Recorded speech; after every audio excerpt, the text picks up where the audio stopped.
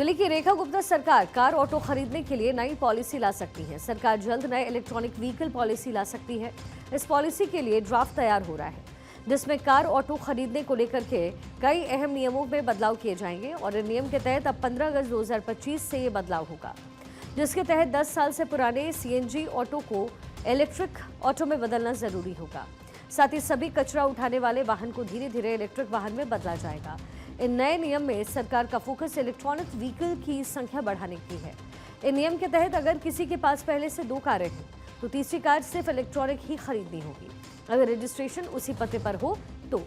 क्या है बदलाव किए जाएंगे, जरा ये भी बताते हैं। सीएनजी ऑटो रिक्शा को लेकर के बदलाव है। 15 अगस्त 2025 से नए सीएनजी ऑटो का रजिस्ट्रेशन नहीं होगा। पुराने सभी सीएनजी ऑटो परमिट को ई ऑटो परमिट में बदला जाएगा। 10 साल से पुराने सीएनजी ऑटो को ई ऑटो में बदलना अनिवार्य हो जाएगा।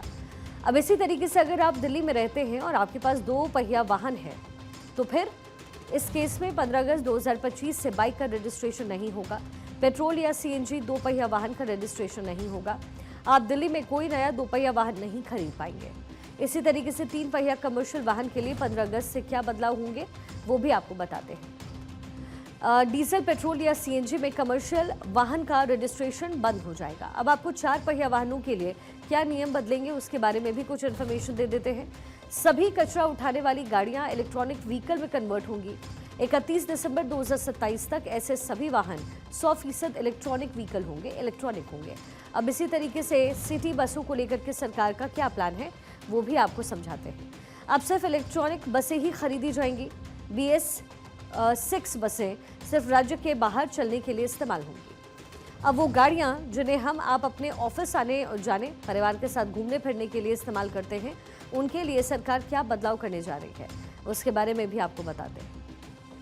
अगर किसी के पास पहले से ही 2 कार है तो तीसरी कार सिर्फ इलेक्ट्रॉनिक ही खरीदनी होगी। अगर पहले से 2 गाड़ियों के रजिस्ट्रेशन उसी पते पर है तो इन नियम को लागू करने के लिए पहले ये ड्राफ्ट पॉलिसी सभी स्टेक होल्डर्स को भेजी जाएगी। उसकी सलाह, सुझाव और बदलाव के बाद इसे कैबिनेट में भेजा जाएगा। इसी के बाद इन नियमों को राजधानी में लागू किया जाएगा और उसके बाद 15 अगस्त से ये जो कार ऑटो खरीदने में बदलाव नजर आने लगेंगे। साथ ही कार और ऑटो पर कई तरीके की पाबंदी भी लगाई जाएगी, जैसे कि नियम के मुताबिक 15 अगस्त 2025 से डीजल, पेट्रोल या सीएनजी 3 पहिया माल वाहन का रजिस्ट्रेशन बंद होगा। 15 अगस्त 2025 से पेट्रोल, डीजल या सीएनजी 2 पहिया वाहन का रजिस्ट्रेशन नहीं होगा। यानी आप दिल्ली में कोई नया पेट्रोल, डीजल या सीएनजी 2 पहिया वाहन नहीं खरीद पाएंगे।